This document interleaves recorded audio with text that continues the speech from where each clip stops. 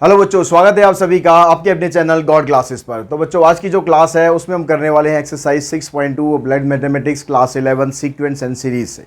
तो इसका जो बेसिक कंसेप्ट था वो ऑलरेडी हम पिछली क्लास में डिस्कस कर चुके हैं। अगर आपने वो मिस कर दिया है, नहीं देखा है, तो कोई बात नहीं, उसके लिए आई बटन में मैं आपको लिंक दे रहा हूँ, वहाँ पर जाइए, देख लीजिए, सारे बेसिक समझ लो, प्रॉपर्टीज समझ लो उसकी, तो क्वेश्चंस आपके काफ़ी हद तक आसान हो जाएंगे समझने में। अब यहाँ पर बहुत सा कंसेप्ट ऐसा है जो क्लास 10th में आप लोगों ने किया हुआ है, तो हम फटाफट क्वेश्चंस यहाँ पर करने की कोशिश करेंगे। तो यहाँ पर जो सबसे पहला जो क्वेश्चन है जिसकी हम बात कर रहे हैं, तो यहाँ पर आपसे पूछता है कि भाई right the 10th term of each of the following sequence. आपको 10th टर्म यहाँ पर बतानी है। अब 10th टर्म आप कैसे यहाँ पर बताएंगे? 10th टर्म का फार्मूला क्या होता है? सीधा सीधा अगर मैं बात करूँ तो जैसे फर्स्ट सीक्वेंस है, फर्स्ट सीक्वेंस में पहली टर्म है -3, और डी जब आप निकालेंगे तो डी के लिए आप क्या करेंगे? सेकंड टर्म में से फर्स्ट टर्म माइनस करोगे। अब सेकंड टर्म क्या है आपके पास? -2 एंड 1/4। इसमें से आप माइनस करेंगे पहली टर्म को। पहली टर्म क्या हमारे पास? -3। तो ये जाएगा 4 2 8, 8 एंड 1 9, यानी -9/4, और यहाँ पर आ जाएगा +3। तो 4 3 12, 12 -9 3, तो ये आ गया आपके पास 3/4।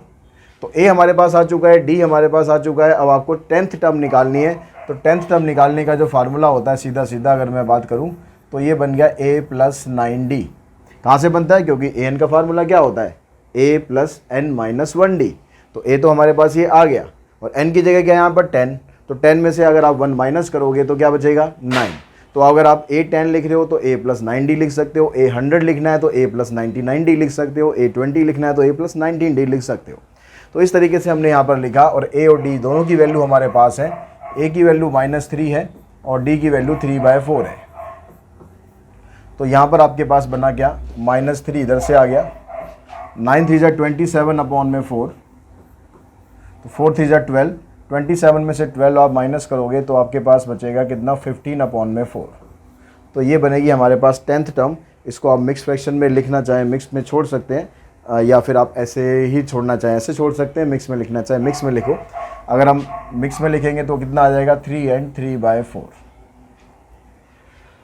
यहाँ पर कहता है find the 7th term from the end. यहाँ पर एंड से निकालना है आपको। तो एंड वाला फार्मूला क्या होता है? ये फार्मूला होता है l - n - 1d। तो आप देख लो लास्ट टर्म आपके पास है 85, तो यहाँ पर आप 85 पुट करो। n का मतलब क्या है? कौन सी टर्म निकाल रहे हो आप? 7th टर्म निकाल रहे हो, तो 7 - 1 इंटू में d कितना आएगा? -2 में से आपको माइनस करना है -5 को, तो -2 + 5 यानी d आ गया 3। तो d की जगह आप यहाँ 3 पुट करो। तो 85 - 7 - 1 6, 6 3 18, इसमें से इसको माइनस करोगे तो आंसर आ जाएगा आपका 67। उसके बाद बात करते हैं हम नेक्स्ट थर्ड क्वेश्चन की। थर्ड क्वेश्चन में देखो, थर्ड में कहता है कि which term of the sequence is the first negative term. इस सीक्वेंस की कौन सी टर्म है जो पहली नेगेटिव टर्म बनेगी? तो यहाँ पर हम क्या करते हैं, हम पहले an निकाल लेते हैं इसका, उसके बाद देखेंगे कि भाई इसकी जो पहली नेगेटिव टर्म है वो कौन सी बनेगी। तो पहले आप an निकालो। तो an निकालने का तरीका क्या होगा हमारे पास? an का फार्मूला होता है a + n - 1d। तो a की जगह हमारे पास 19 है, और फिर आप d निकालेंगे तो 91/5 में से 19 माइनस करेंगे, 91/5 में से 19 माइनस करेंगे तो यह आ जाएगा -4/5। ये हमारे पास d है। तो यहाँ पर n - 1, और यहाँ पर आ गया -4/5। इसको इससे मल्टीप्लाई करेंगे तो -4/5n + 4/5। 19 और 4/5 को प्लस किया हमने, तो 19 5 या 95 प्लस में 4, 99/5 -4/5n। ये हमारे पास an आ गया। अब कह रहे हैं कि इसकी जो पहली नेगेटिव टर्म है वो कौन सी है। हम मान के चल रहे थे कि जो an है वो इसकी नेगेटिव टर्म है। इसका मतलब क्या हुआ? जो an की वैल्यू है वो कितनी होनी चाहिए? an की वैल्यू <0 होनी चाहिए, क्योंकि अगर वो नेगेटिव टर्म बनेगा तो <0 तो होगा ही होगा। तो आप an की जगह पर आप ये वैल्यू पुट कर दो, 99/5 -4/5n <0। इस 4/5n को उधर लेके जाएंगे, 5 से 5 कैंसिल हो गया, और इसको आप इधर लेकर आएंगे तो ये हो गया 99/4 ग्रेट n। अब यहाँ पर 99 को अगर आप 4 से डिवाइड करोगे तो मैं इसको ऐसे लिख लेता हूँ, n को मैं इधर लिख लेता हूँ, n इज़ ग्रेटर दैन 99/4। अब 99 को अगर आप डिवाइड करोगे 4 से तो कितना आएगा, 4 2 जा 8, फिर 1 बचेगा, यहाँ पर आ जाएगा 24, तो 4 4 जा 16 हो गया। तो अब आपके पास 3 रिमाइंडर बचेगा, यानी 24 एंड 3/4। n की वैल्यू कह रहा है कि इससे बड़ी होनी चाहिए तब ये नेगेटिव टर्म में कन्वर्ट होगा।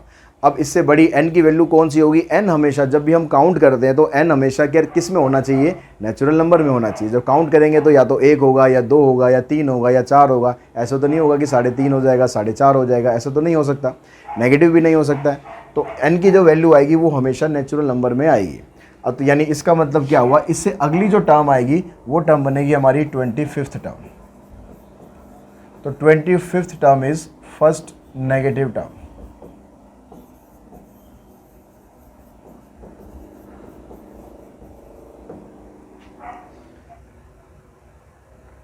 नेक्स्ट क्वेश्चन में कहता है if the sum of the n term of a sequence is given by Sn equals to 3n square minus 2n for all n belongs to n find its 10th term. तो Sn हमें यहाँ पर दिया हुआ है, हमें पहले यहाँ पर an फाइंड कर लेना है, क्योंकि जब आपके पास an आ जाएगा तो आप 10th टर्म की वैल्यू बता सकते हो। तो an हमारे पास कितना आया, an की वैल्यू निकालने के लिए Sn में से हमने Sn-1 को माइनस करना होता है। तो Sn हमारे पास है 3n स्क्वायर माइनस 2n, इसमें से हम माइनस करेंगे, n की जगह पर आपको n-1 पुट कर देना है। तो 3 इंटू में n-1 का स्क्वायर माइनस 2 इंटू में n-1। अब यहाँ पर इसकी आप ब्रैकेट को एक्सपेंड करो तो ये आएगा आपके पास n square minus 2n plus 1 minus 2n plus में 2। ब्रैकेट खोलते हैं, ब्रैकेट खोल के आपके पास ये आएगा minus 3n square plus 6n minus 3 plus 2n minus 2। यहाँ पर देखो 3n स्क्वायर कैंसिल हो जाएगा, माइनस 2n इससे कैंसिल हो जाएगा, तो an की वैल्यू बनेगी आपके पास 6n माइनस 5। अब आपको पूछा है इसमें 10th टर्म, तो आपको 8n फाइंड करना है। तो 6 इंटू में 10 माइनस 5, 60 माइनस 5 यानी आंसर आ गया 55। तो क्वेश्चन नंबर 5th का आंसर होगा 55। 6 क्वेश्चन में कहता है कि if the third term of A P is 12, third term आपको ये दे रखी है, तो थर्ड टर्म आपको दे रखी है, थर्ड टर्म को हम ऐसे लिख सकते हैं a प्लस 2d, ये पहली इक्वेशन आ गई। 7th टर्म 24 है, तो a7 को लिख सकते हो आप 24 यानी a प्लस 6d 24। अब इन दोनों इक्वेशन को अगर आप सिंप्लीफाई करो, एलिमिनेशन मेथड लगा दो,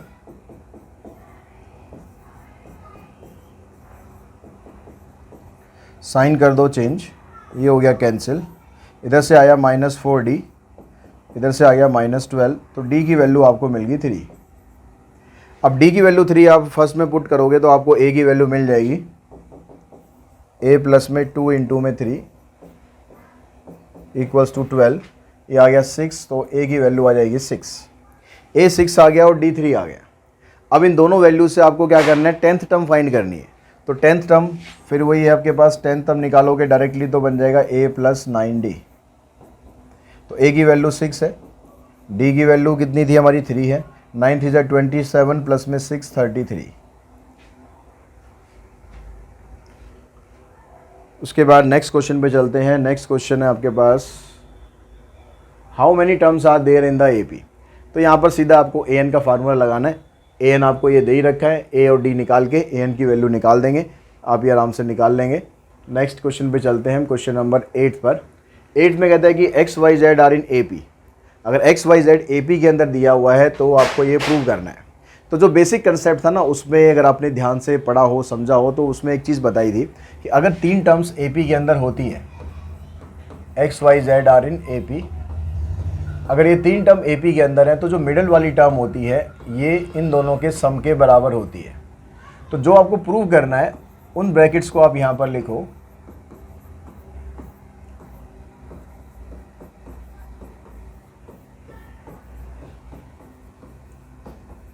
इन ब्रैकेट्स को आप यहाँ पर लिखो और यहाँ पर वैल्यूज़ पुट करो।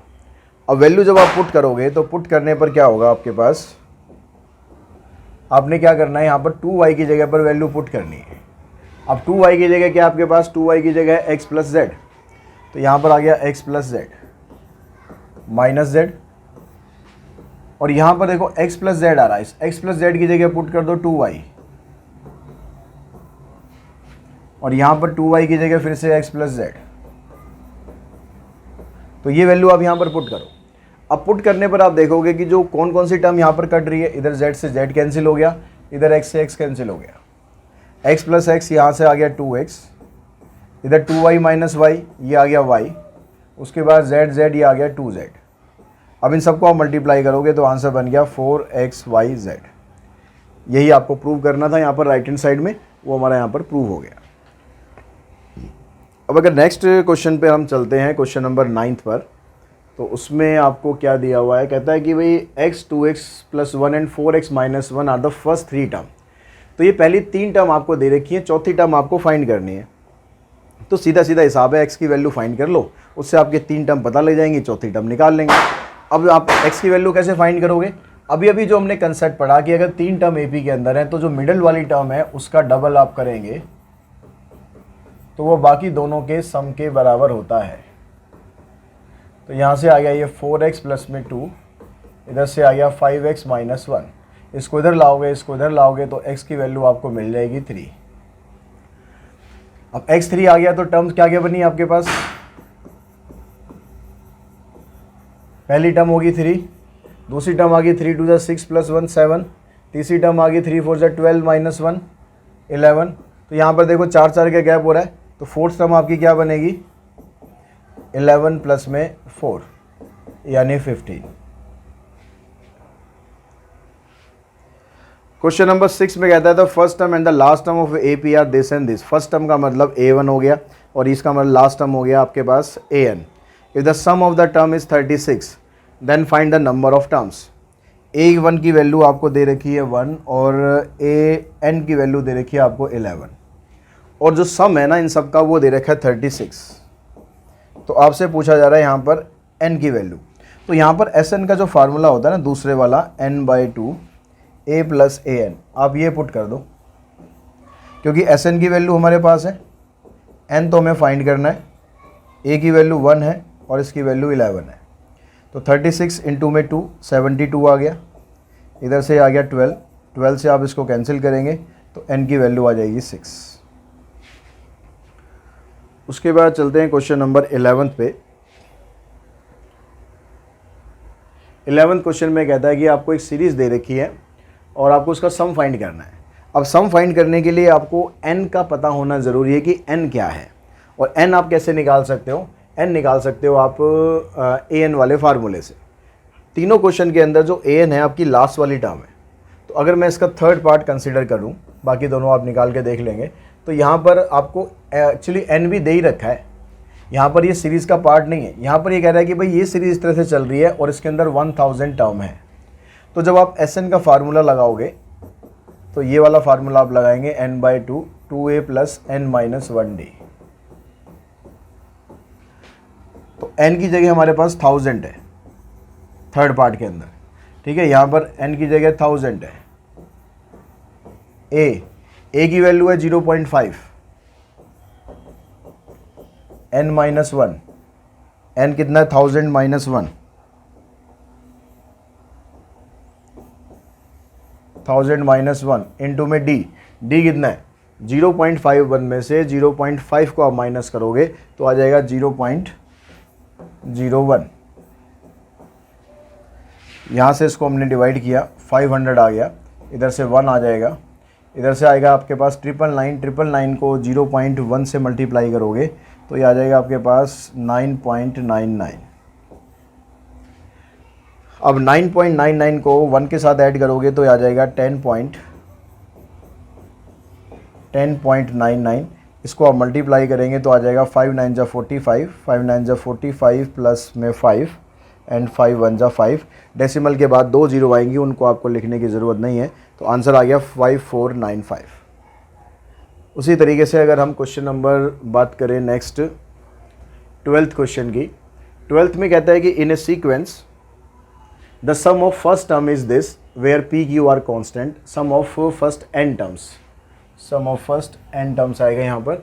Show that the sequence is an A P and find the common difference. तो ए पी आपको बताना है कि जो सीक्वेंस बनेगा ना ये ए पी बनेगा, तो उसके लिए आपको ए एन फाइंड करना पड़ेगा। और ए एन का फार्मूला हमें पता है कि भाई ए एन में से आप ए एन का फार्मूला लिखना है, एस एन का नहीं। तो ए एन का फार्मूला हमारे पास होता है कि एस एन में से एस एन माइनस वन को आप माइनस करो। तो एस एन तो आपको दे ही रखा है, P N plus Q N square. जब आप एस एन माइनस वन निकालोगे तो जहाँ जहाँ एन आ रहा है वहाँ पर एन माइनस वन डाल दो। इसको सॉल्व करेंगे तो यह है आपके पास पी एन प्लस में क्यू एन स्क्वायर, इधर से आ जाएगा P N minus P plus Q into N square minus 2n plus 1। Identity लगा दी आपने a minus B whole square की। ब्रैकेट खोलेंगे,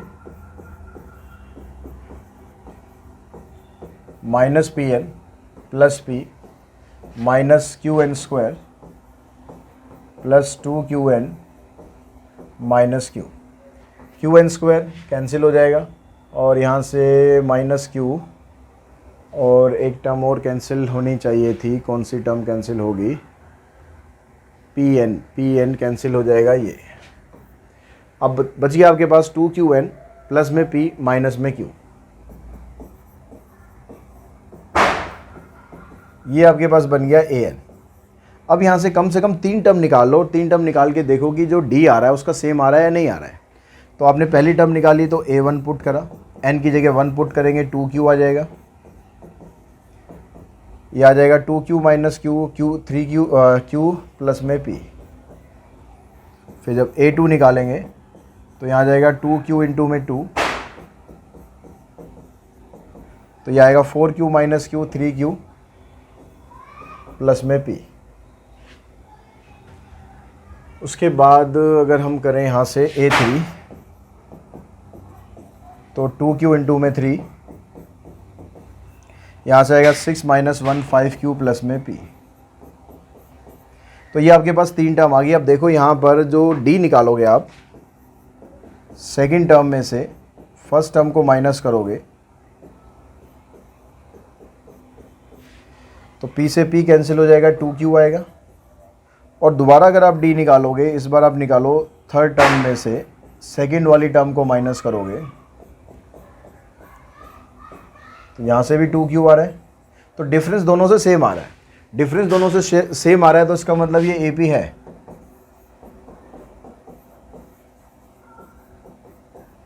और अगर ये AP है तो फिर आगे कहता है कि इसका कॉमन डिफरेंस बताओ। वो ऑलरेडी हमने निकाल ही रखा है, d की वैल्यू आ जाएगी 2q। उसके बाद अगर हमें करना है क्वेश्चन नंबर कौन सा, 13th क्वेश्चन करना है। 13th question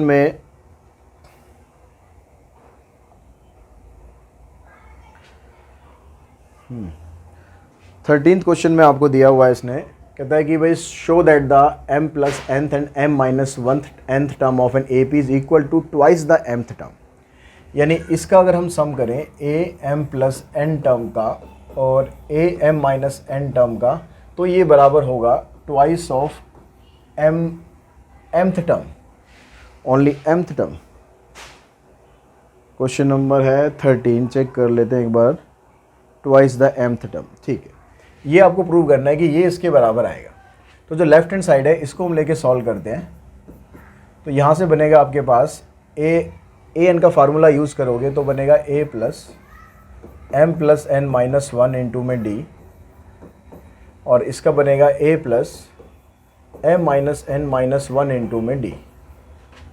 a plus a 2a आ गया।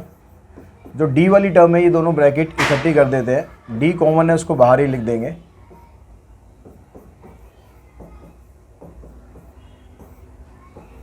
यहाँ पर देखो ये कट गया आपका n से n, तो ये आ गया 2a प्लस में 2m माइनस 2 इंटू में d। 2 इस पूरी इक्वेशन में से कॉमन निकालो, a प्लस m माइनस 1 बचेगा यहाँ पर 2 कॉमन निकालने के बाद। अब ये क्या बन गया आपके पास, ये बन गया mth टर्म का फार्मूला। तो यही आपको प्रूव करना था, ये आ गया राइट हैंड साइड के बराबर।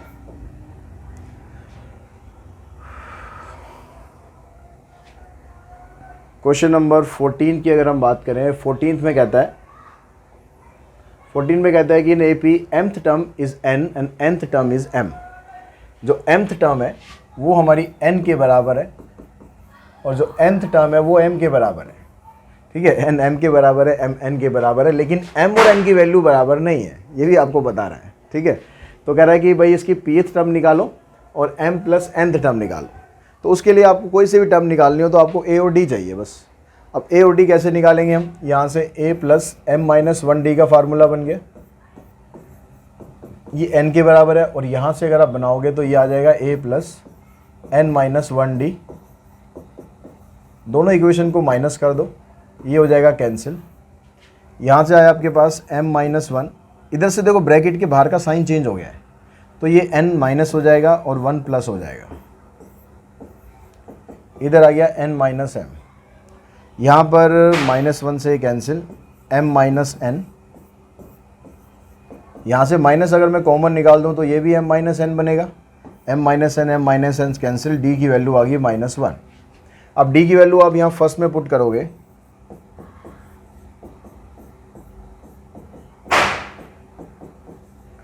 तो ये आ गया आपके पास -m प्लस में 1 इक्वल्स टू n। तो a की वैल्यू आ गई m प्लस n माइनस 1। ये a है और ये d है। अब आपसे पूछा है कि पहले में pth टर्म बताओ, तो pth टर्म मतलब ap बताना है, तो a plus p minus 1d। तो a की जगह तो पुट कर देंगे m प्लस n माइनस 1 और d की जगह पुट कर देंगे -1। तो इसकी आप ब्रैकेट ओपन करेंगे तो ये माइनस p आएगा, जब हम -1 से मल्टीप्लाई करेंगे तो, और +1 आएगा, इससे ही कैंसिल। तो आंसर आ जाएगा m plus n minus p। इसी तरीके से आप m प्लस n में फार्मूला लगाएंगे, सेम बिल्कुल इसी तरीके से, बस p की जगह m प्लस n कर देना, जो भी बचेगा उसको छोड़कर बाकी सारा आपका आंसर आ जाएगा। उसके बाद अगर हम क्वेश्चन नंबर 15 की बात करें तो 15th में भी आपको 2 पार्ट दिए हुए हैं। तो 15th में कहता है कि भाई a b c are pth qth and rth term respectively of an AP, prove that this is equals to 0 and this is also equals to 0। तो पहले में कह रहा है कि भाई a b c क्या है, pth टर्म तो है हमारी a, pth टर्म मानी AP। तो अब यहाँ से फार्मूला लगाओगे तो यहाँ पर कैपिटल A लिख लेना, क्योंकि स्मॉल a तो ऑलरेडी यूज़ हो रहा है। ये an का फार्मूला हमने लिखा, ये बराबर है a के, ये आगे फर्स्ट इक्वेशन। फिर आगे कहता है कि जो qth टर्म है ये बराबर है b के, तो यहाँ से आ जाएगा a plus q minus 1d equals to में b, ये सेकेंड टर्म आ गई। फिर कहता है a r जो है वो c के बराबर है, तो a plus r minus 1 into में d इक्वल्स टू में c। अब आप क्या करो, जो आपको यहाँ पर प्रूव करना है उसके अकॉर्डिंग चलो। अब यहाँ पर कह रहा है कि आपको वैल्यू चाहिए b माइनस सी। b माइनस सी कब आएगा, जब आप सेकंड में से थर्ड माइनस करोगे। तो हमने क्या करा, सब्ट्रैक्ट करा थर्ड फ्रॉम सेकंड, तो सेकंड इक्वेशन ये आई, और थर्ड इक्वेशन में a plus r minus 1 equals to C. इसको सब्ट्रैक्ट करेंगे, साइन चेंज करेंगे, ये कैंसिल हो जाएगा, और यहाँ पर जो ऊपर वाला है q माइनस 1 है, नीचे माइनस साइन आ गया तो ये बन जाएगा माइनस r प्लस 1। इधर से आ गया b माइनस सी, ये कैंसिल, तो q माइनस r इंटू में d, इसकी वैल्यू आ गई b माइनस सी। तो b माइनस सी जो आपको यहाँ ब्रैकेट में था उसकी वैल्यू ये आ गई। अब यही पैटर्न अगर आप फॉलो करोगे तो आपको जो वैल्यू मिलती जाएगी, c माइनस ए की वैल्यू कैसे निकालेंगे, जब आप थर्ड में से फर्स्ट माइनस करेंगे। अब थर्ड में से फर्स्ट माइनस करेंगे तो यहाँ से बचेगा r माइनस पी, जैसे यहाँ पर था सेम पैटर्न चलेगा। ये वैल्यू आएगी c माइनस ए, और अगर आप फर्स्ट में से सेकंड माइनस करोगे तो आ जाएगा p minus Q equals to a minus B. अब आपके पास ये जो तीन इक्वेशन आ रही है ना, तीनों इक्वेशन में से आपको जो वैल्यू मिली है इसको आप यहाँ पर पुट कर दो। तो हमारे पास क्या था, p इंटू में b minus c, q into में c minus a, r into में ए माइनस बी। तो पी, अब यहाँ पर जो पहली ब्रैकेट है बी माइनस सी, उसकी वैल्यू पुट करो क्यू माइनस आर इंटू में डी,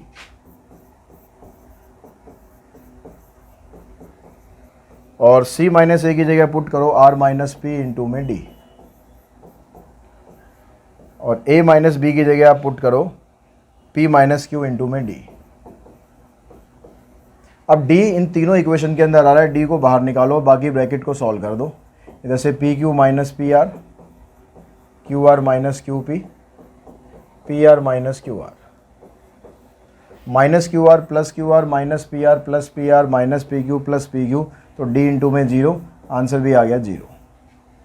तो इस तरह से आप फर्स्ट पार्ट प्रूव कर देंगे, और सेम बिल्कुल इसी तरीके से सेकंड पार्ट आपको प्रूव करना है। यहाँ पर वैल्यू पुट कर देना है क्यू माइनस आर, यहाँ से क्यू माइनस आर की वैल्यू निकालेंगे, डी नीचे आ जाएगा, तो इसकी जगह आ जाएगा बी माइनस सी अपॉन में डी।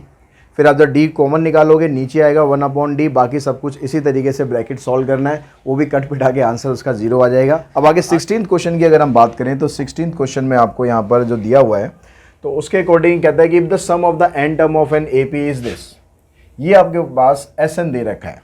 तो जो बेसिक कंसेप्ट था उसमें हमने एक चीज़ पढ़ी थी, अगर एस एन आपको दे रखा है ए पी का, तो उसका आप डी डायरेक्टली आप निकाल सकते हो। उसका डी क्या होगा, जो भी एन स्क्वायर का कोफिशिएंट होगा उसका डबल, एन स्क्वायर का कोफिशिएंट है 3, इसका डबल कर देंगे तो डी आपके पास आ गया 6। तो डी तो आप ऐसे डायरेक्टली निकाल सकते हो। अब आगे कहता है कि जो इसकी mth टर्म है वो 164 है, तो आपको m की वैल्यू फाइंड करनी है। अब m की वैल्यू फाइंड करने के लिए आपको a भी चाहिए और d भी चाहिए। तो d तो हमने डायरेक्टली निकाल लिया, लेकिन a निकालने के लिए आपको an तो फिर बनाना ही पड़ेगा। तो चलो an हम बनाते हैं। an का फार्मूला क्या था हमारे पास, sn माइनस 1। अब लेकिन हमें यहाँ पर ना पहली टर्म चाहिए, तो मतलब आपको n की जगह पर आप 1 पुट कर दो। आप ये पूरा ना निकाल कर, क्योंकि हमें an तो चाहिए नहीं, हमारा मतलब है पहली टर्म निकालना। तो पहली टर्म हम कैसे निकाल सकते हैं, हम n की जगह 1 पुट कर देते, तो यहाँ पर आ गया s1 माइनस sn माइनस 1, यानी s1 माइनस 1 तो s0 मतलब कोई टर्म है ही नहीं, तो कोई टर्म नहीं है तो उसका सम भी कुछ नहीं होगा। तो क्लियरली आपके पास a1 की जो वैल्यू है वो s1 के बराबर आएगी। तो आपको यहाँ पर n की जगह पर 1 पुट कर देना है, तो 3 इंटू में 1 का स्क्वायर प्लस में 5 इंटू में 1, तो 5 प्लस 3 8। तो आपके पास जो पहली टर्म है वो 8 आ गई है, डी आपके पास 6 आ गया है। mth टर्म आपको दे रखी है 164, mth टर्म का मतलब am आपको दे रखा है 164। तो यहाँ पर आप लगा दो a plus m minus 1d।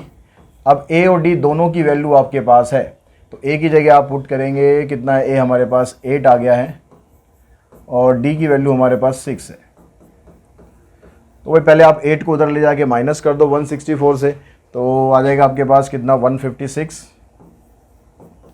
m minus 1 into 6 equals to 156। 6 को ले जाके इधर डिवाइड करेंगे, तो 6 2 ज़ा 12 और 6 6 ज़ा 36। अब माइनस 1 को उधर ले जाके प्लस कर दो, तो m की वैल्यू आ गई आपके पास 27। उसके बाद अगर हम नेक्स्ट क्वेश्चन की बात करें, नेक्स्ट क्वेश्चन के अंदर यहाँ पर कहता है कि a man starts repaying a loan as the first instalment of ₹100। एक आदमी जब लोन देना स्टार्ट करता है तो पहली पेमेंट करता है 100 रुपये की। If he increases the instalment by ₹5 every month, और हर महीने वो अपनी इंस्टॉलमेंट को 5 रुपये बढ़ाता जाता है, तो what amount he will pay in the 30th instalment. तो 30वीं जो इंस्टॉलमेंट देगा तो उसमें वो कितना पे करेगा। तो क्लियरली स्टेटमेंट से आपने समझ में आ गया कि पहली इंस्टॉलमेंट दी उसने 100 रुपये की, तो ए की वैल्यू तो आ गई आपके पास 100। क्लियर विजिबल नहीं है कलर ये, चलो ए की वैल्यू आ गई आपके पास 100, और हर महीने वो बढ़ाता जाता है, तो डी की वैल्यू आ गई 5। अब आपको बताना है कि जो 30th इंस्टॉलमेंट होगी, जो 30वीं इंस्टॉलमेंट होगी, उसमें उसे कितना पे करना है। तो डायरेक्टली आप A30 का फार्मूला लगा दो, A30 equals to A plus 29D होता है, और A और D दोनों की वैल्यू हमारे पास है, दोनों वैल्यू आप यहाँ पर पुट कर दो, आंसर निकल जाएगा। तो इसको आप खुद कर सकते हैं। मैं क्वेश्चन नंबर नेक्स्ट पे चलता हूँ। नेक्स्ट क्वेश्चन में कहता है कि how many terms of the AP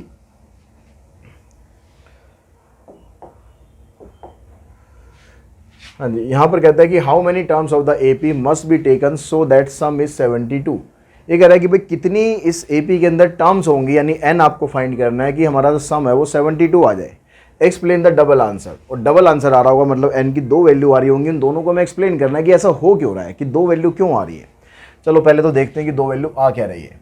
तो पहले आपके पास a यहाँ पर आ गया 17, और डी हम निकालेंगे तो -2 आ जाएगा, क्योंकि सीरीज आपकी डिक्रीज होती जा रही है। और एस एन है हमारे पास 72। तो आपने यहाँ से एस एन की वैल्यू, एस एन का फार्मूला यूज़ किया।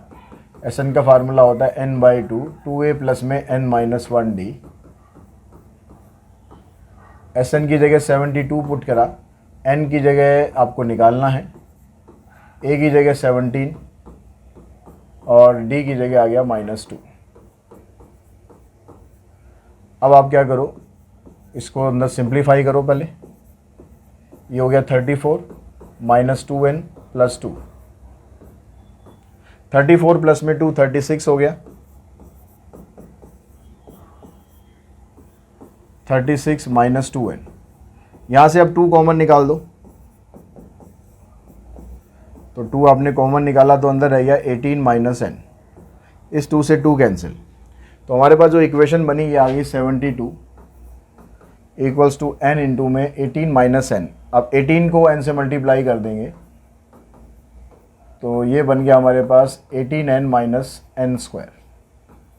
अब इन दोनों टर्म्स को, इसको भी इसी साइड ले आओ तो n² प्लस हो गया, 18n माइनस हो गया, 72 प्लस हो गया। अब आपको यहाँ पर इसका करना है स्प्लिटिंग मिडिल टर्म करके आपको इसकी वैल्यू फाइंड करनी है।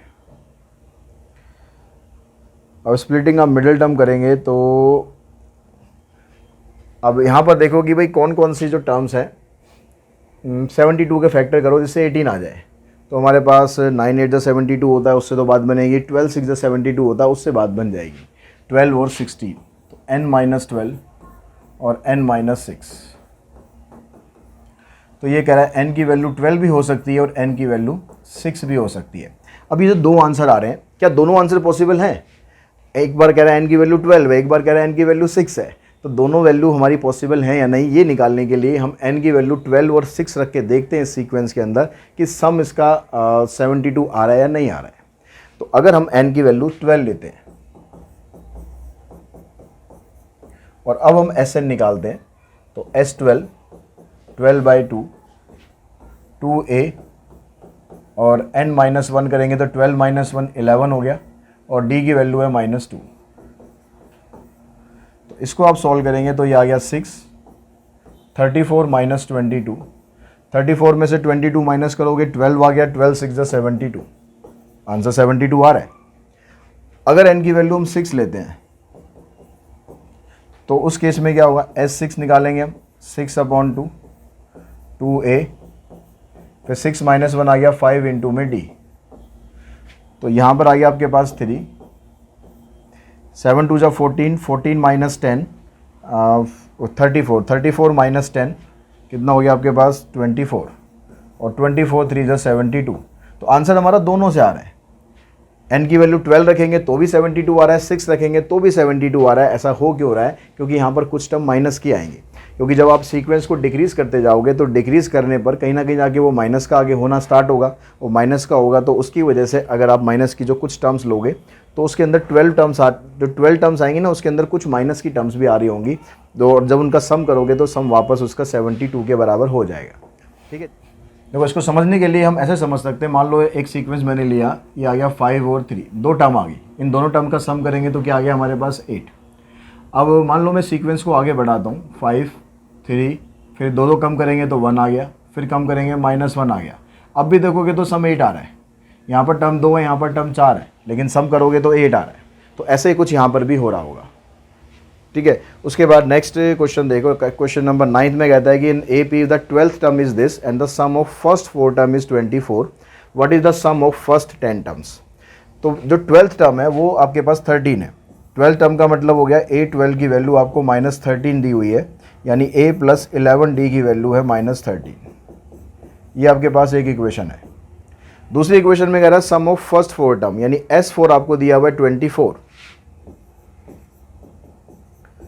तो S4 का अगर हम फार्मूला लगाएं तो n/2 फिर 2a और n-1 करेंगे तो 4 - 1 3 हो गया। यहाँ से देखो 2 से पहले इसको काटेंगे और इस 2 से इसको भी काट देंगे, तो आपके पास जो दूसरी इक्वेशन है ये आ गई 2a + 3d = 12। अब इन दोनों इक्वेशन को अगर आप सॉल्व करते हैं, a + 11d ये -13 है और इसको हम 2 से मल्टीप्लाई कर दें, ठीक है। ये ना लिख कर हम क्या करें, हमें क्योंकि सॉल्व करना है तो एलिमिनेशन मेथड बनाने के लिए ए या डी को सेम कर लेते हैं। तो इसको हम 2 से मल्टीप्लाई करके लिख लेते हैं। ये आ गया 2a 22d और -26। इधर से आ गया 2a + 3d = 12। साइन चेंज करो। साइन अगर हम चेंज करेंगे इसका तो हमारे पास ये तो हो जाएगा कैंसिल। 22 - 3 19d, यहाँ से आ गया -38। तो d की वैल्यू आ जाएगी -2। अब d की वैल्यू -2 आप यहाँ पर डालोगे, देखो 11 2 22 -22 आएगा, इधर आगे प्लस हो जाएगा। तो 22 में से 13 माइनस करेंगे तो a की वैल्यू आ जाएगी 9। a आ गया, d आ गया। पूछता है आपसे what is the sum of first 10 terms, S10 आपसे पूछ रहा है। तो यहाँ पर फार्मूला आ गया 10/2 2a की वैल्यू 9 है, n-1 करेंगे तो 9 आ जाएगा और d की वैल्यू -2। तो ये 18, ये भी -18, 0 हो गया, 0 इंटू दिस, आंसर आ गया 0। तो क्वेश्चन नंबर 19 का आंसर आ जाएगा 0। उसके बाद नेक्स्ट क्वेश्चन नंबर हम चलते हैं 20 पर। 20 में कहता है find the sum of all natural number lying between 100 and 1000 which are multiple of 5। 100 और 1000 के बीच में जो नंबर आ रहे हैं और 5 के मल्टीपल हैं, आपको उनका सम फाइंड करना है। तो आपने 100 से स्टार्ट करना है, क्योंकि 100 भी दिया हुआ, इसने 1000 भी दिया है, तो इन दोनों को आप ले लो। तो पहली टर्म आ गई 100, फिर आ गई 105 और लास्ट वाली टर्म आ गई आपके पास 1000। तो यहाँ से पहले आपको n फाइंड कर लेना है। n फाइंड करने के बाद फिर इसका सम निकालना है। तो सम का फार्मूला आगे निकाल देना, आंसर आ जाएगा। और यहाँ पर भी कह रहा है कि find the sum of integers from 100 to 500 that are divisible by 2 and 3। 100 और 500 के बीच में उन इंटीजर्स का सम निकालना है जो कि 2 और 3 दोनों से डिवाइड हो रहे हैं। अब दोनों से डिवाइड होने का मतलब है कि इन दोनों का जो एलसीएम आएगा 6। हमें ऐसी टर्म्स लेनी है जो 6 से डिवाइड हो रही है, क्योंकि यहाँ पर दोनों कह रहा है, 2 से भी होना चाहिए, 3 से भी होना चाहिए। ऐसा तभी होगा जब वो 6 से डिवाइड होगा। तो सबसे पहला नंबर तो आ गया आपके पास 100 के बाद कौन सा नंबर आएगा जो 6 से डिवाइड होगा। तो ये आ जाएगा मेरे ख्याल 102 डिवाइड हो जाएगा 6 से, ठीक है। होगा नहीं होगा, 102 को अगर हम डिवाइड करेंगे तो 17 पे चला जाएगा ना, 6 1 जा 6, यानी पहला नंबर आया 102। फिर उसके बाद अगला नंबर क्या आएगा, इसमें 6 ऐड कर दो 108, फिर 6 ऐड कर दो। इस तरह से करते करते आप 500 से पहले फाइंड कर लो कि कौन सा नंबर आएगा। तो 500 से पहले जो नंबर आया है हमारे पास, उसको फाइंड करने के लिए 500 को डिवाइड करो 6 से, देखो कि कितना आपके पास बचता है। 6 8 जा 48, 6 3 जा 18। तो आपके पास ये 2 रिमाइंडर बच रहा है, तो 2 को इसमें से माइनस कर दो, आ जाएगा 498। तो ये दोनों बिल्कुल सेम टाइप ऑफ क्वेश्चन हो गए। इसमें भी सम फाइंड करना है, इसमें भी सम फाइंड करना है। तो आपका पहला काम तो होगा कि आपको n फाइंड करना है। n फाइंड करने के लिए an का फार्मूला लगाओगे। एक क्वेश्चन मैं कर दे रहा हूँ, एक आप खुद कर लेंगे। तो an की वैल्यू है 498, a की वैल्यू है 102 और n आपको फाइंड करना है। d की वैल्यू हो जाएगी 6। 102 को यहाँ लाके इसमें से माइनस करेंगे तो 8 - 2 6 9 4 - 1 3। 6 से इधर डिवाइड करेंगे तो 6 6 जा 36, 6 6 जा 36, 3 बचेगा, फिर 6 6 जा 36। तो n की वैल्यू आ जाएगी 67। यानी इस सीक्वेंस के अंदर 67 टर्म्स आ रही हैं। अब आपको उसका सम फाइंड करना है, तो आप S67 का फार्मूला लगा दो। तो 67/2 2a की जगह आपके पास है 102। इसमें आप वो a + an वाला भी लगा सकते हो, क्योंकि आपके पास पहली टर्म भी है, लास्ट टर्म भी है। तो पहली टर्म है 102, तो ये यहाँ पर आप लिख दो 102, ठीक है। फार्मूला क्या होता है, n/2 a प्लस में an।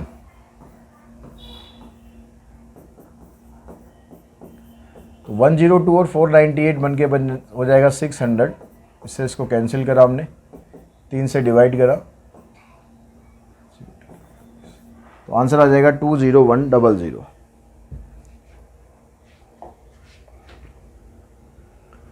क्वेश्चन नंबर 22 में क्या कहता है, 22 में कहता है कि भाई AP है, उसमें जो pth टर्म है वो 1/q है, qth टर्म 1/p है। तो pth टर्म का मतलब हो गया AP आपको दिया हुआ है 1/q। और जो क्यूथ टर्म है यानी ए क्यू, ये दिया हुआ है 1/p।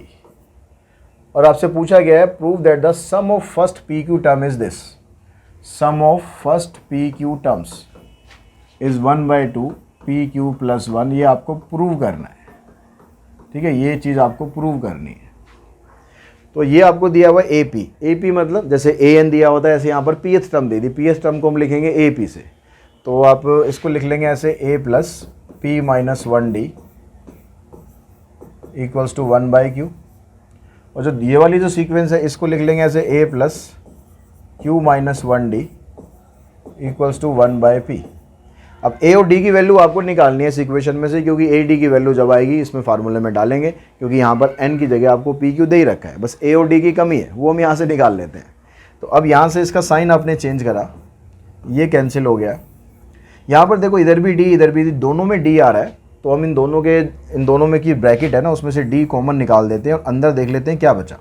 ऊपर वाली ब्रैकेट से तो p माइनस 1 ही आएगा, नीचे वाली ब्रैकेट के बाहर माइनस साइन आ गया है, तो ये माइनस q हो जाएगा और ये प्लस 1 आ जाएगा।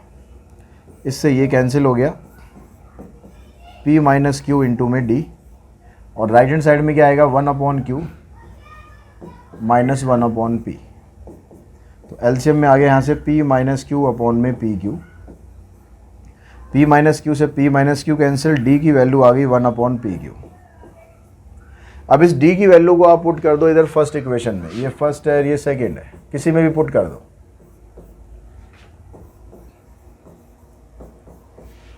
तो यहाँ पर क्या है आपके पास a plus P minus 1 into में d। अब d की वैल्यू क्या है 1/pq equals to 1/q। p से इसको मल्टीप्लाई करते हैं तो p/pq 1/pq equals to 1/q। अब यहाँ पर p से p कैंसिल, 1/q को उस साइड लेके जाएंगे, यहाँ पर एक ऑलरेडी 1/q है, इसको उधर लेके जाएंगे माइनस 1/q हो जाएगा, इसको इधर ले जाएंगे 1/pq हो जाएगा, इसको कैंसिल करेंगे तो a भी हमारे पास 1/pq आ गया, a भी 1/pq आ गया, d भी 1/pq आ गया। अब spq निकाल दो आप। अब spq निकालने के लिए sn वाला फार्मूला लगाना है और n की जगह पर आपको pq रखना है। तो ये आ गया आपके पास n/2 2a की जगह है हमारे पास 1/pq,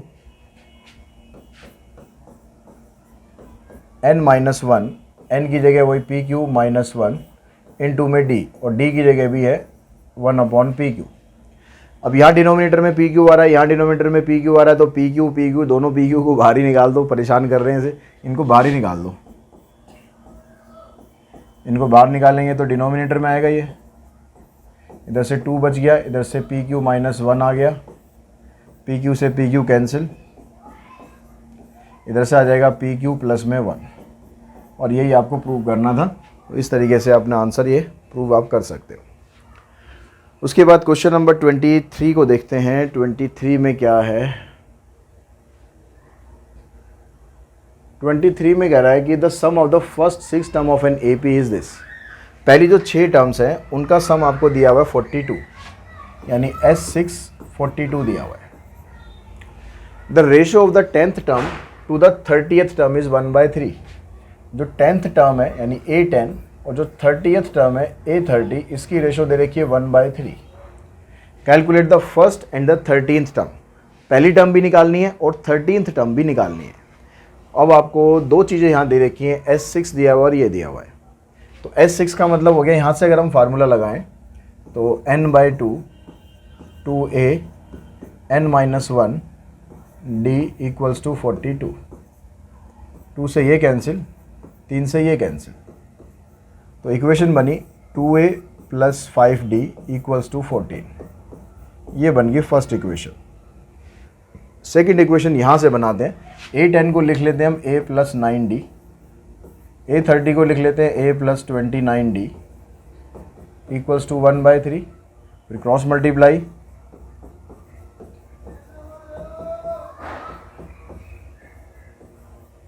थ्री ए माइनस से 2a आ गया, इसको उधर ले जाके माइनस करोगे 2d आ गया, 2 से 2 कैंसिल, तो a और d की वैल्यू बराबर आ गई। a और d की वैल्यू बराबर है तो यहाँ पर पुट कर देते हैं। तो यहाँ पर ये क्या बन गया 2a प्लस में 5a बन जाएगा, 7a इक्वल्स टू 14। तो a की वैल्यू आ गई 2। a अगर 2 है तो d भी 2 ही आएगा क्योंकि दोनों बराबर है। तो पहली टर्म तो आपकी निकल ही गई 2, ये तो फर्स्ट टर्म है, ये तो निकल गई। 13th टर्म में निकालने के लिए a13 की वैल्यू आपको निकालनी है, यानी a प्लस 12d पुट करना है। तो a की जगह 2 आ गया, d की जगह भी 2 आ गया, 12 2 जा 24 प्लस में 2, आंसर आ गया इसका 26। तो इस तरह से इसका आंसर आ जाएगा 26। ठीक आंसर आ रहा है बिल्कुल। क्वेश्चन नंबर 24 पे चलते हैं। अब 24th में क्या कर रहा है, 24, ज़्यादा मत भाग भाई, हाँ अच्छा क्वेश्चन है, बढ़िया क्वेश्चन है, आ सकता है आपके एग्जाम में। कह रहा था sum of the N term of 2 AP are in the ratio this. एक AP की जो एन टर्म्स हैं, 2 AP एक्चुअली, एक नहीं, sum of N term of 2 arithmetic progression, यानी 2 डिफरेंट AP हैं, और उन दो की जो nth टर्म है उसकी रेशो ये है। तो एक AP हम ले लेते हैं A1 A2 A3, दूसरी ले लेते हैं B1 B2 B3, इस तरह से दोनों, हमें दोनों को अलग अलग करना है, ठीक है, या स्मॉल और कैपिटल ले लो। जो पहली वाली टर्म है उसका SN ऑफ फर्स्ट AP, और दूसरे वाली का भी SN ऑफ सेकेंड AP। इन दोनों की जो रेशो है वो है आपके पास 3n प्लस में 8, 7n प्लस में 15। अब आपसे पूछा गया find the ratio of their 12th term. चलो उसको तो बाद में देखेंगे, 12th टर्म का जो किस्सा है उसको बाद में देखेंगे, पहले इसको समझें। यहाँ पर क्या है, जो पहले वाली AP है उसका अगर हम SN का फार्मूला बनाएं तो n तो n ही रहेगा, n/2, 2a n-1 इंटू में d। जो दूसरी AP है उसको आप ले लो n/2, यहाँ पर कैपिटल A कर देना डिफरेंट करने के लिए, और D को भी कैपिटल D कर देना, क्योंकि 2 डिफरेंट AP है। तो यहाँ पर n तो n ही रखना है क्योंकि सम ऑफ n टर्म बोला है दोनों में, उसको तो आपको वही रखना है।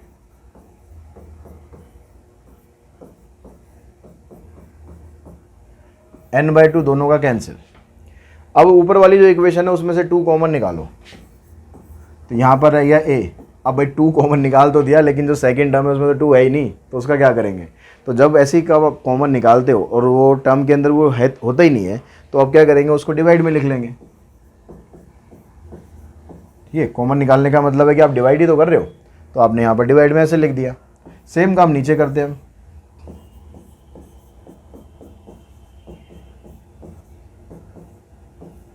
इस 2 से 2 भी कैंसिल। अब जो हमें आगे निकालना है उसकी तरफ देखो कि वो हमें क्या चाहिए। इसने बोला कि हमें चाहिए 12th टर्म की रेशो। 12 टर्म की रेशो मतलब A12 चाहिए, ऊपर ये और नीचे कैपिटल। तो इसको अगर हम फार्मूले में लिखेंगे तो ऐसे आएगा A + 11D, ये ऐसे आएगा। तो यहाँ से आप उसको कंपेयर करोगे तो A तो आपके पास ये आ चुका, ठीक है, 11D, D हमारे पास है। ये जो n-1/2 आ रहा है ये कितना आना चाहिए, ये 11 आना चाहिए। अब ये 11 कैसे आएगा, कब आएगा, तो इसके लिए आप चेक कर सकते हो कि n-1/2 की वैल्यू 11 कब आएगी। आप यहाँ पर निकाल के देख लो भाई कब आएगी, कैसे आएगी। वर्बली आपको नहीं पता चल रहा तो ऐसे पता लगा लो। जो भी टर्म यहाँ पर आएगी n-1/2, उसको जो आपको वहाँ पर आने वाली है, जो वो चाहिए, उसके बराबर रखो। तो यहाँ से देखो 22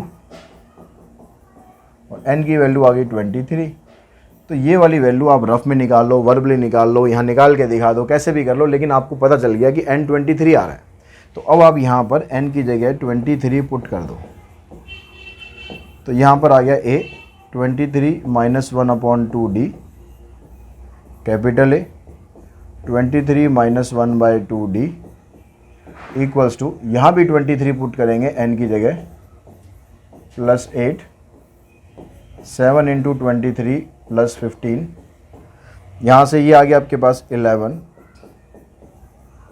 इधर से ये आ गया आपके पास 11, 23 × 3 69 + 8, 7 3 = 21, 7 2 = 14 और 2 16।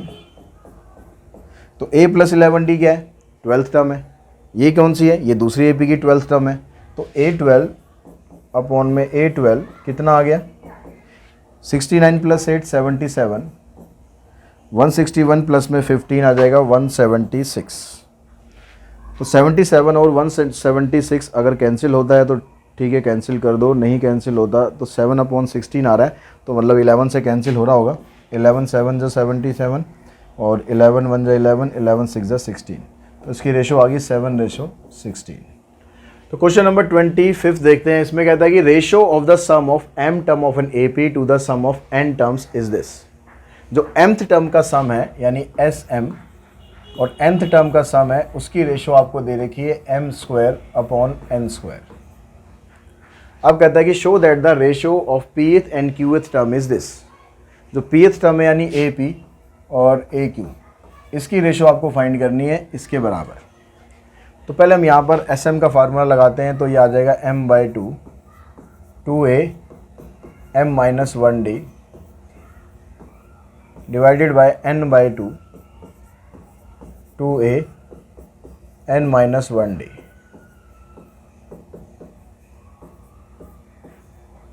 m² और n²। तो देखो ये 2 से 2 कैंसिल, इस n से n कैंसिल, m से m कैंसिल, तो हमारे पास बचा 2a प्लस में m-1d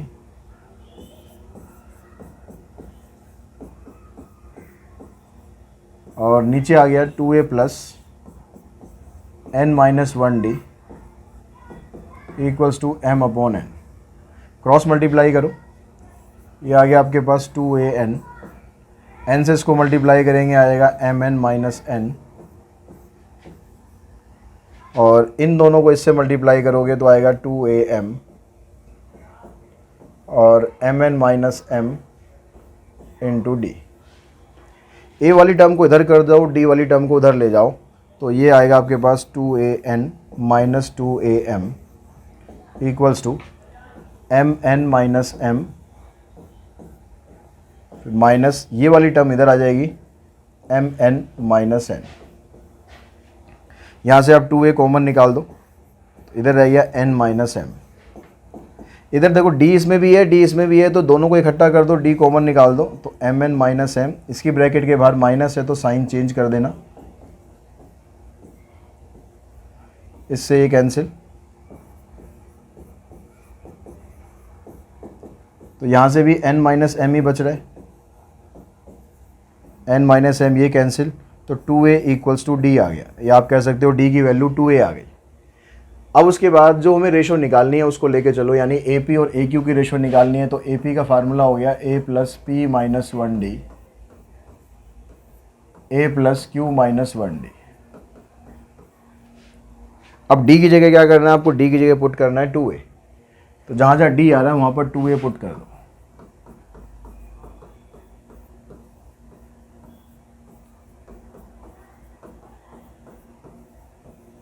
a कॉमन निकालोगे, इधर से रह गया 1, इधर से रह गया p-1 इंटू में 2, यहाँ से भी a कॉमन निकाल दो, 1 प्लस q-1 इंटू में 2, a कैंसिल, 1 प्लस 2p-2, नीचे 1 प्लस 2q-2।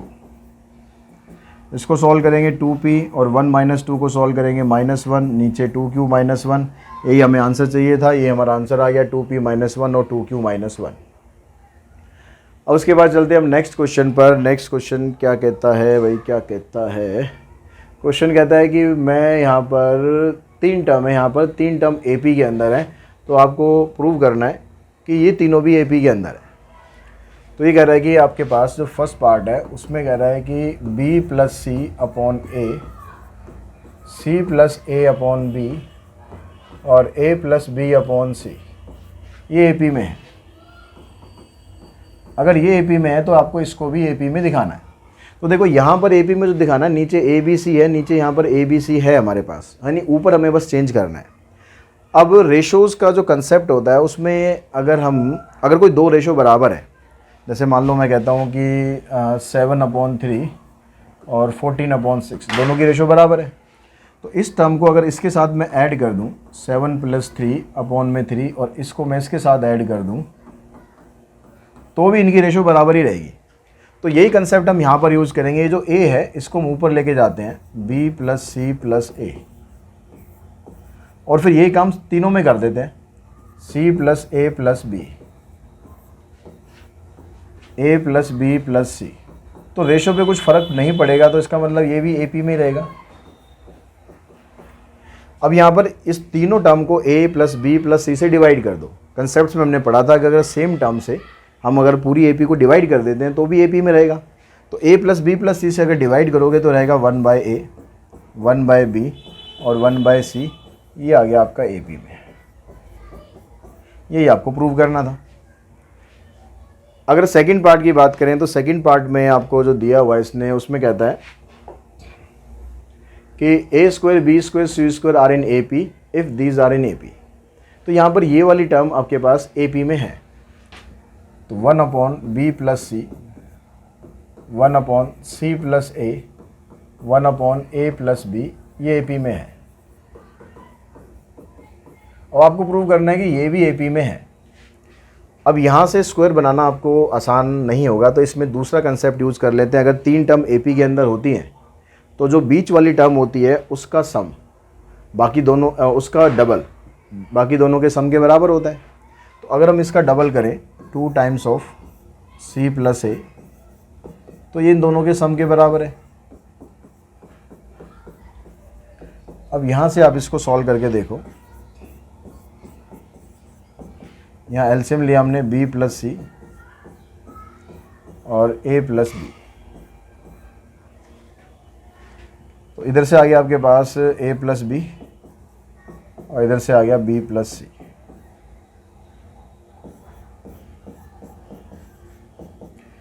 ये आ गया हमारे पास A प्लस में 2B प्लस में C। कुछ कटने का तो चांस इसमें है नहीं। क्रॉस मल्टीप्लाई करो, 2 को इन दोनों से मल्टीप्लाई करेंगे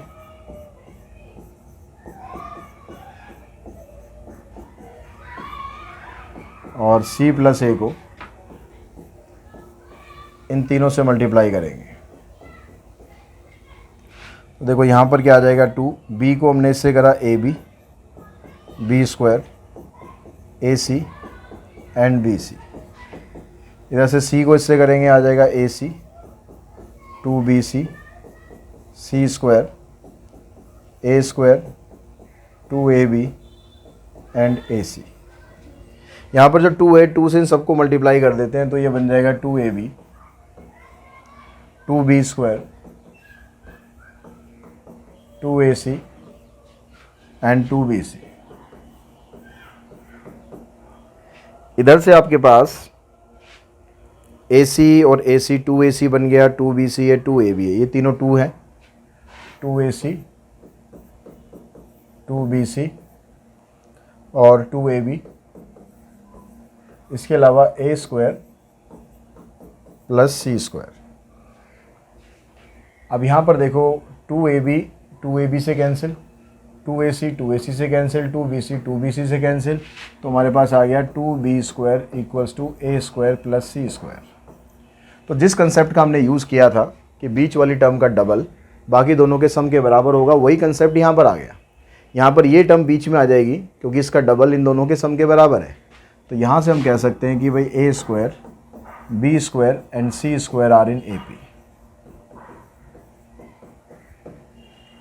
तो 27th क्वेश्चन में 3 पार्ट आप दे रखे हैं, तीनों में जो कंसेप्ट है वो सेम ही हम यूज़ करेंगे। यहाँ पर इन तीनों के अंदर आपको क्या दे रखा है कि आपको 3 नंबर दे रखे हैं और उनका सम दे रखा है। इसमें भी है, इसमें भी है और इसमें भी है। तो जब 3 नंबर्स दे रखे हैं, उनका सम दे रखा हो, तो AP आप यूजुअल तरीके से मत लो, मतलब पहली टर्म को A से स्टार्ट मत करो, पहली टर्म स्टार्ट करो A माइनस D से। तो अगर मैं फर्स्ट पार्ट की बात करूँ, पहली टर्म है A माइनस D, दूसरी है A और तीसरी है A प्लस D। ये 3 टर्म है हमारी AP की। अब इसमें से ये कहता है कि भाई सम इनका 21 है, तो अगर हम इन तीनों को प्लस करें तो ये 21 हो गया। यहाँ से D से D कैंसिल हो जाएगा, ये आ जाएगा 3A इक्वल्स टू 21। तो A की वैल्यू आ गई आपके पास 7। तो इसका फ़ायदा यही होता है कि आपको डायरेक्टली A की वैल्यू बड़े आराम से मिल जाती है। आगे कहता है कि प्रोडक्ट इसका 315 है। अगर हम तीनों का प्रोडक्ट करें A माइनस D, A और A प्लस D, इसका प्रोडक्ट है 315। तो आपको A की जगह पुट करना है 7, यहाँ भी 7, यहाँ 7 प्लस D। तो यहाँ पर देखो ये जो 7 मल्टीप्लाई में ना, इसको आप उधर इधर उठा के डिवाइड में ले जाओ, तो यहाँ रहेगा 7 माइनस डी 7 प्लस डी, और इधर आ गया आपके पास 315 अपॉन में 7। इसको मल्टीप्लाई करके हमारे पास आ जाएगा 49 माइनस डी स्क्वायर, और इसको काटने के बाद आ जाएगा 45। अब आप डी स्क्वायर को इधर ले जाओ, 45 को इधर लाओ, तो डी स्क्वायर की वैल्यू मिल रही है हमारे पास, डी स्क्वायर आ जाएगा 4, तो डी की वैल्यू आ गई प्लस माइनस 2। अगर डी की वैल्यू हमारे पास प्लस 2 है और ए की वैल्यू 7 है, तो उससे सीक्वेंस क्या बनेगा, if a equals to 7 and d equals to 2। D की दोनों वैल्यू लेनी है, छोड़नी नहीं है, माइनस में आ गया तो छोड़ दो, नहीं, क्योंकि डी नेगेटिव भी हो सकता है और डी पॉजिटिव भी हो सकता है, तो दोनों वैल्यूज़ लेनी है। तो ए की वैल्यू 7 है, डी की वैल्यू 2 है, इसको आप सीक्वेंस में डालो। सीक्वेंस क्या था हमारा, ए माइनस डी मतलब 7 माइनस 2, फिर दूसरी वैल्यू क्या थी ए यानी 7, तीसरी क्या थी ए प्लस डी, तो 7 माइनस 2 5 आ जाएगा, इधर से 7 आ जाएगा, इधर से 9 आ जाएगा। जब आप डी को माइनस में लोगे तो यही सीक्वेंस आएगा, लेकिन उल्टा हो जाएगा, पहले आपके पास 9 आएगा, फिर 7 आएगा और फिर 5 आएगा। हर क्वेश्चन में इसमें ऐसे होगा, जो भी इस टाइप का क्वेश्चन होगा, जो सीक्वेंस यहाँ बनेगा उसका उल्टा यहाँ पर बन जाएगा। ठीक है, अब इसमें सेकंड पार्ट भी ऐसे ही है। थर्ड पार्ट, एक बार थर्ड पार्ट और मैं आपको बता देता हूँ, सेकंड पार्ट आपको ट्राई करेंगे। तो थर्ड पार्ट के अंदर भी आपको जो सीक्वेंस है वो लेना तो उसी तरीके से ही है। Sum of 3 number in the A P is 30, तो वही आपने 3 टर्म लो, ए माइनस डी, फिर ए प्लस डी, इनका सम 30 दिया हुआ है, तो डी से डी कैंसिल, 3a की वैल्यू 30 यानी a की वैल्यू आ गई 10। अब कहता है ratio of the first to the third is 3:7। जो पहली वाली टर्म है और तीसरी टर्म है उसकी रेशियो दे रखी है क्वेश्चन के अंदर, कितनी है, 3:7। तो a की जगह 10 पुट कर दो और रेशियो आपको 3:7 दे रखी है, क्रॉस मल्टीप्लाई करो, 70 माइनस 7 डी 30 प्लस 3d। तो इस 3d को 70 को उधर ले जाओ, इसको इधर ले आओ, तो ये आ जाएगा 40, आ जाएगा 10, तो d की वैल्यू आ गई आपके पास 4। इसमें d की वैल्यू एक ही आई है, d 4 है, a 10 है, तो सीक्वेंस क्या बना, पहला सीक्वेंस था 10 माइनस डी, दूसरा है a, फिर है a प्लस डी, तो 10 माइनस 4 6, 10 और 14, तो ये आपके पास सीक्वेंस आ जाएगा। उसके बाद नेक्स्ट क्वेश्चन पे चलें, तो क्वेश्चन नंबर 28 में यहाँ पर कहता है the income of a person is ₹3 lakh in the first year and receive an increase of ₹10,000 to his income per year for the next 19 years. अगले 19 साल तक इसी तरह से उसका इंक्रीमेंट होता रहता है। तो ए की वैल्यू कितनी आ गई, 3 लाख, हर बार इंक्रीमेंट कितना हो रहा है, 10,000 का, और वो कह रहा है find the total amount he received in 20 years. इन 20 सालों के अंदर, पहले 1 साल का दिया, फिर आगे 19 साल तक बढ़ता रहता है, इन टोटल 20 साल हो गए। इन 20 सालों के अंदर उसका टोटल कितना पैसा इकट्ठा हो गया। तो टोटल पूछ रहा है, तो इसका मतलब आपको सम का फार्मूला लगाना है। एन आपको 20 दे दिया, तो सब कुछ आपको दिया हुआ है। एस एन का जो फार्मूला होता है हमारे पास, वो फर्स्ट फार्मूला लगाकर उसमें वैल्यूज डालनी है आपको। ये फार्मूला है, वैल्यू डाल दो, एन की जगह 20, ए की जगह 3 लाख, फिर 20 माइनस 1 और डी की जगह 10,000।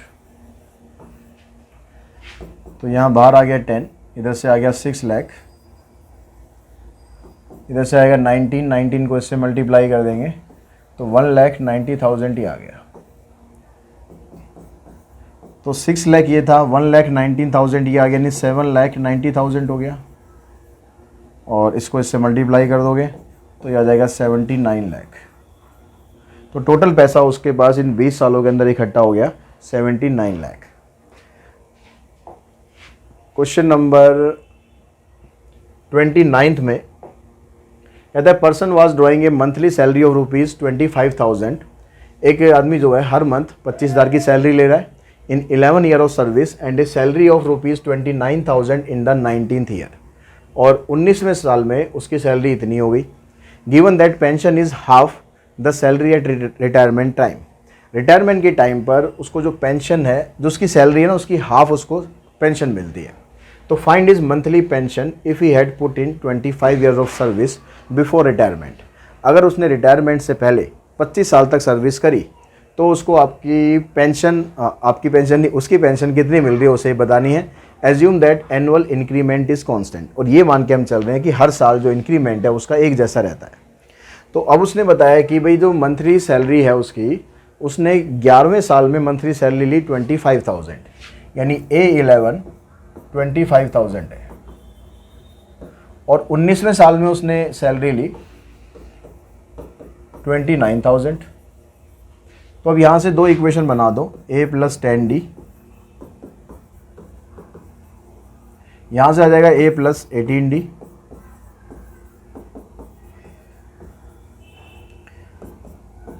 ये कैंसिल, ये आ जाएगा -8, दिस आ जाएगा -4,000। तो ये माइनस से माइनस कैंसिल, यानी D आ गया आपके पास 4,000, यानी 8 पंजे 40, तो D आ गया 500, यानी हर बार उसका जो इंक्रीमेंट है वो 500 रुपये होता रहा। अब उसने 25 साल तक सर्विस करी, 25 साल सर्विस करी तो उसने जो 25th सैलरी उसने उठाई वो कितनी थी, पहले A और निकाल लो। D की वैल्यू 500 थी, इसको यहाँ पर पुट करेंगे फर्स्ट में। तो पहले फर्स्ट से हम उसकी वो निकाल लेते हैं salary, from first A + 10D = 25,000। तो ये आ गया कितना, ये 500 है, तो 5,000 ये 5,000 आके माइनस कर दो, तो A आ गया 20,000, यानी उसकी पहली सैलरी थी 20,000, और अब उसने 25 साल तक सर्विस करी, तो जो 25वें साल पे उसने पेंशन सैलरी उठाई वो कितनी थी, A + 24D। A की वैल्यू 20,000 है, D 500 है, तो 20,000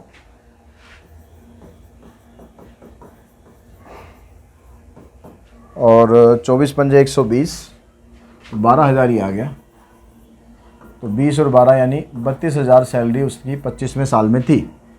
अब जो पेंशन उसकी मिल रही है ना, कितनी मिल रही है, pension is half the salary at retirement time. Retirement time पर उसकी सैलरी कितनी थी, 32,000 थी, तो पेंशन कितनी हो जाएगी, उसकी आधी हो जाएगी। तो पेंशन कितनी हुई उसकी, 16,000।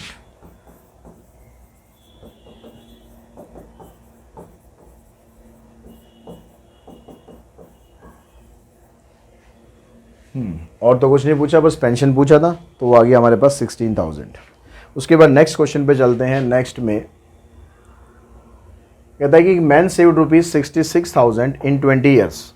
एक आदमी ने 20 साल के अंदर इतने पैसे बचाए, यानी सेविंग करी। In each year succeeding year after the first year he saved ₹200 then what he saved in the previous year.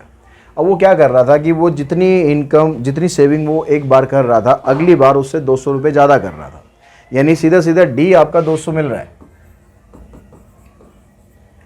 How much did he save in the first year, तो पहले साल में उसने कितना सेव किया, यानी ए आपको बताना है। तो अब उसने आपको ये बताया था कि 20 साल के अंदर 66,000 रुपये उसने सेव करे, यानी एन की वैल्यू 20 है और 66,000 रुपये उसने सेव करे, यानी एस एन आपको दे रखा है 66,000। तो अब एस एन दे रखा है तो एस एन का फार्मूला यूज़ कर दो, यही वाला यूज़ करना पड़ेगा, ए एन तो है नहीं। अब एस एन 66,000 है, एन आपको फाइंड, एन 20 दिया हुआ है, फाइंड नहीं करना।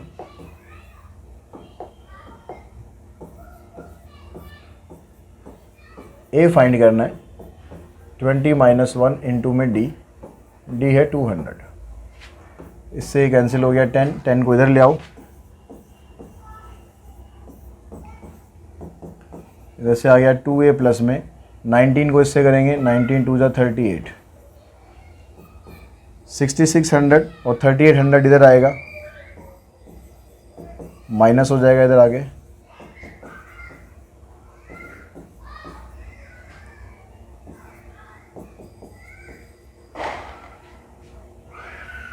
uh, 16 - 8 8, 2800 आ गया। तो ए की वैल्यू निकालेंगे, इसका हाफ कर देंगे, यानी 1400 आ गया। तो आंसर आ गया आपका 1400, यानी जो पहले वाली जो सेविंग थी उसकी वो थी ₹1400। अब जो ये जो स्टेटमेंट वाले क्वेश्चन है जिसमें रुपीज़ वगैरह है, आंसर में रुपीज़ ज़रूर लगा देना लास्ट में। मैं अगर नहीं लगा रहा हूँ तो इसका मतलब ये नहीं कि आप भी मत लगाना। उसके बाद नेक्स्ट क्वेश्चन पे चलते हैं। नेक्स्ट क्वेश्चन में क्या कहते हैं, man accept a position with an initial salary of rupees this, it is understood that he will receive an automatic increase of rupees this and each month thereafter find his salary for the 10th month and what is total earning. ये आप बड़े आराम से निकाल सकते हैं। ये कह रहा है कि भाई इनिशियल सैलरी इतनी है, तो ये आपका ए आ गया, और डी कितना है आपके पास 320 है।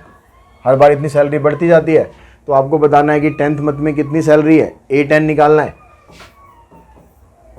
और what is is total earning during the first year, एक साल के अंदर कितनी अर्निंग होगी, एक साल के अंदर 12 महीने होते हैं, तो S12 निकालना है।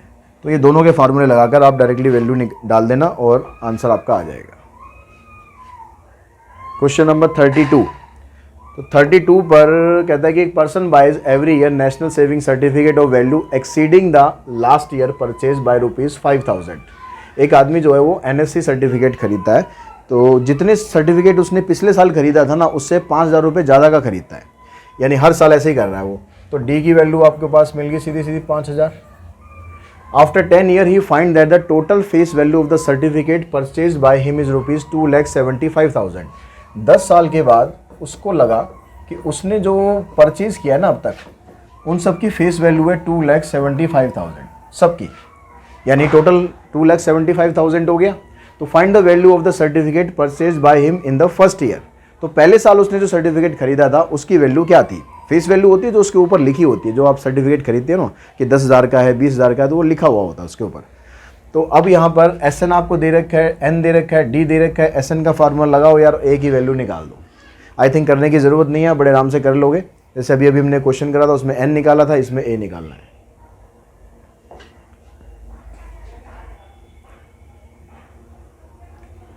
थर्ड क्वेश्चन के अंदर 33rd जो क्वेश्चन है, इसके अंदर कहता है कि N NGO wants to invest ₹3 lakh in a bond which pay 5% annual interest first year, 6% interest second year, 7% interest third year and so on। एक NGO क्या करता है, 3 लाख रुपए एक बॉन्ड में इन्वेस्ट करता है, जिससे उसे 5% का इंटरेस्ट पहले साल मिलता है, 6% का दूसरे साल, तीसरे साल 7% का, 1% बढ़ता जा रहा है।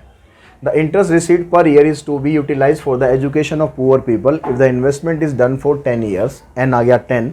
Find the total interest received by NGO, यानी SN निकालना है। तो आपके पास जो पहली टर्म बनेगी वो कितनी बनेगी, इंटरेस्ट कितना मिल रहा है, 3 लाख के ऊपर 5% का इंटरेस्ट मिल रहा है, तो 15,000 रुपये पहले साल मिल गए।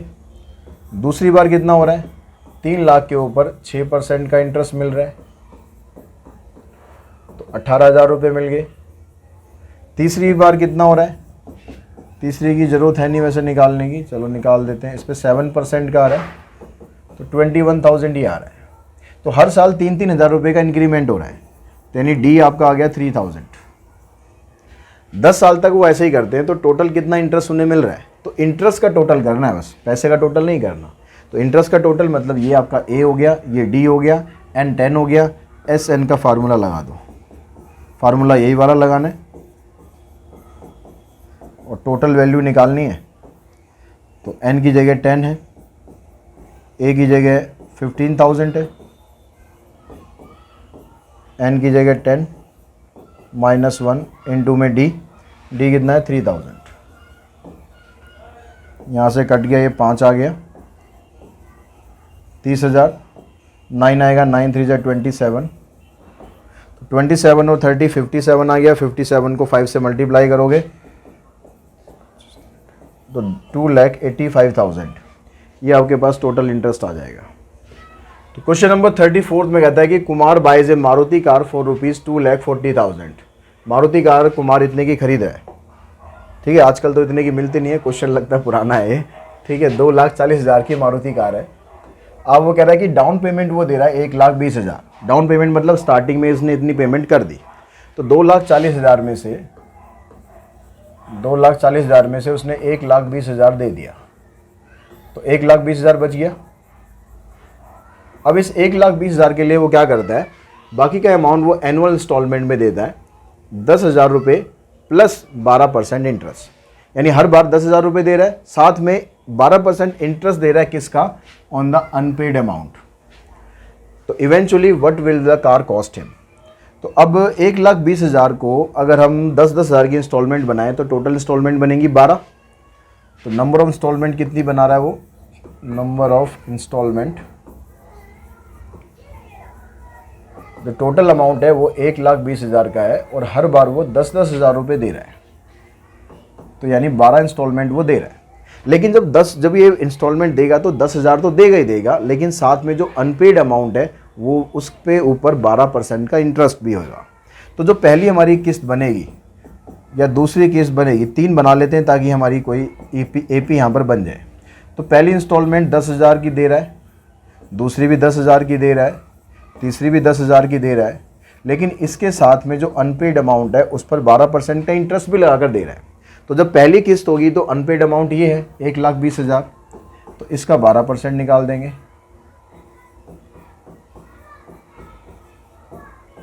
12-12 144 यानी 14,400 इधर आ गया, 10 ये आ गया, यानी 24,400 रुपीज़ ये पहली इंस्टॉलमेंट वो दे रहा है।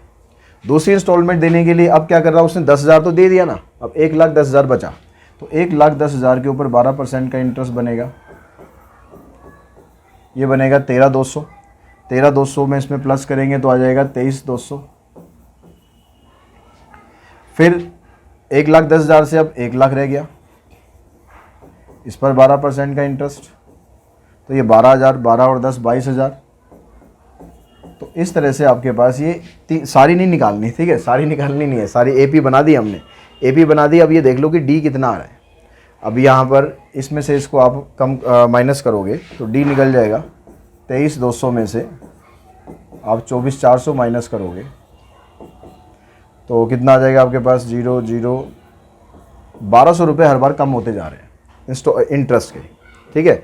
तो 1200 रुपये कम आ रहे हैं, ये डी आ गया, ये आपके पास ए आ गया। तो इस तरह मिलाकर उसने 10 महीने तक, यानी 10 नहीं सॉरी 12 जो इंस्टॉलमेंट वो दे रहा है उसमें वो टोटल कितना अमाउंट दे रहा है। तो हम S12 निकाल लेते हैं। तो फार्मूला n/2 2a प्लस में n माइनस डी, डी कितना माइनस 1200, तो ये आ गया आपके पास 6 11 को इससे मल्टीप्लाई करेंगे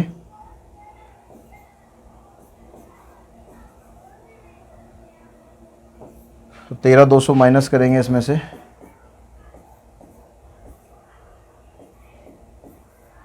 छः से इसको मल्टीप्लाई,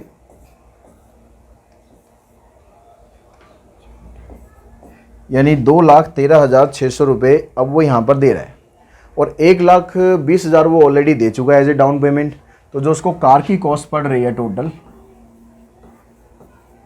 1,20,000 तो उसने ऑलरेडी दे दिया है, और अब इंस्टॉलमेंट में वो दे रहा है 2,13,600 रुपये।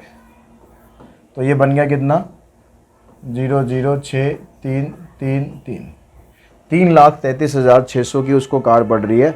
जो कार 2,40,000 की थी वो इंस्टॉलमेंट की वजह से उसको 3,33,600 की पड़ रही है। तो इसी क्वेश्चन के साथ ही जो एक्सरसाइज थी हमारी 6.2 वो कंप्लीट हो गई है। काफ़ी लंबी एक्सरसाइज थी, तो फिर भी मैंने कोशिश करी कि आपको लगभग सभी टाइप के मैं क्वेश्चंस करा सकूं। तो जो क्वेश्चंस मैंने नहीं कराए इसमें से आपको समझाएं, उनको एक बार करके देखना। करने के बाद अगर लगता है कोई डाउट है तो कमेंट बॉक्स में कमेंट करके बताना, मैं कोशिश करूँगा आपके वो डाउट भी आपके मैं सॉल्व कर सकूँ। आज की इस वीडियो में इतना ही। Thanks to all of you.